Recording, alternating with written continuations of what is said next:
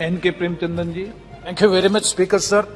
Sir, it is a fact that the 16th Lok Sabha has discussed about EPS 95 on the basis of a private member resolution moved by me, and it was discussed on 9 days, and finally the government has appointed a high-empowered committee so as to look into all the issues. And committee has been constituted, and the committee has had a consultation with me as per the direction of the government order. And on the basis of the recommendation, it is decided to enhance the pension to 2,000 rupees. That is a specific question which was put in by whether the government is looking on to this aspect of enhancement of pension, and also another direction has been given by the EPFO authorities that 10 years of continuous service is the minimum requirement for the entitlement of the pension. But unfortunately, the EPFO authorities have made an interpretation that 10 years means 3,650 days of attendance. Sir, Honorable Speaker, sir, 1 second, sir. Sir, how it is possible as far as a cashew worker to have 3,650 days of work? So it is not applicable to the cashew workers. Kindly clarify that point also, because it is adversely affecting the... माननीय अध्यक्ष महोदय, जो पहला supplementary प्रश्न पूछा है high power committee के लिए, हाई पावर कमेटी की बात केवल पेंशन को इंक्रीज करने की नहीं थी।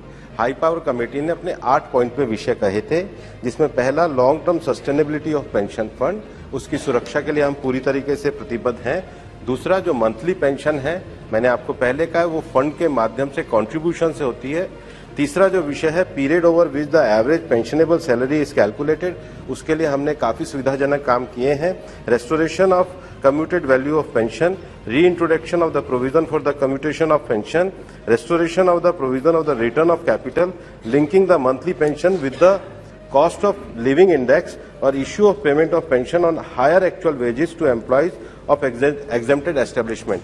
ईपीएफओ कमेटी में इन हाई लेवल कमेटी की 8 रिकमेंडेशन पे पूरी तरीके से विचार किया है।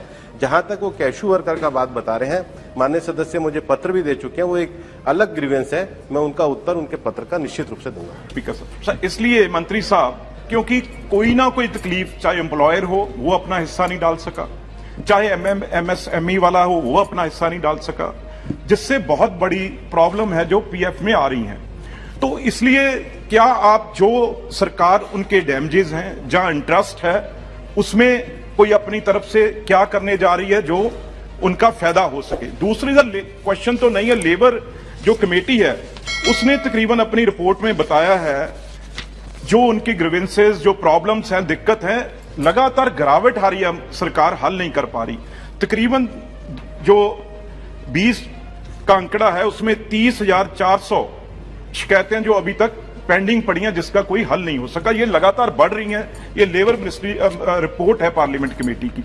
तो दोनों चीजों का अगर आप बता दें, क्योंकि बहुत बड़ा नुकसान इसका लॉकडाउन में और कोविड के वजह से हुआ है, तो वो गरीब लोग हैं, कहां जाएंगे? Thank you sir.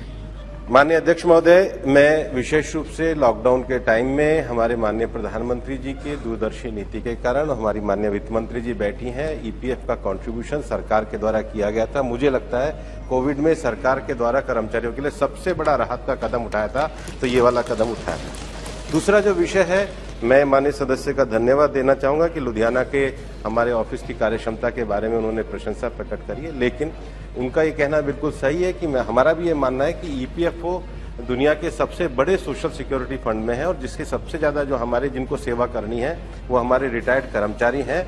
हमारे ईपीएफओ संगठन के द्वारा पिछली 2 कमेटियों से लगातार ट्राईपार्टी माध्यम से, जिसमें वर्कर्स के भी प्रतिनिधि थे, उद्योग श्रमिकों के भी प्रतिनिधि थे और सरकार के प्रतिनिधि थे, हमने 4 कमेटियां गठित करी है, जिसका एक का मैंने पूर्व में उल्लेख आईटी कमेटी का भी करा, लेकिन हमने एचआर ग्रीवेंस का, पेंशन सॉल्यूशन का और कैपेसिटी बिल्डिंग का, तीनों का हमने गठन किया है, और कमेटियों की रिपोर्ट को इस बार हमारी बोर्ड की मीटिंग में स्वीकार किया गया। इसकी कार्यान्वयन हम जल्दी ही पूरी करेंगे। Question number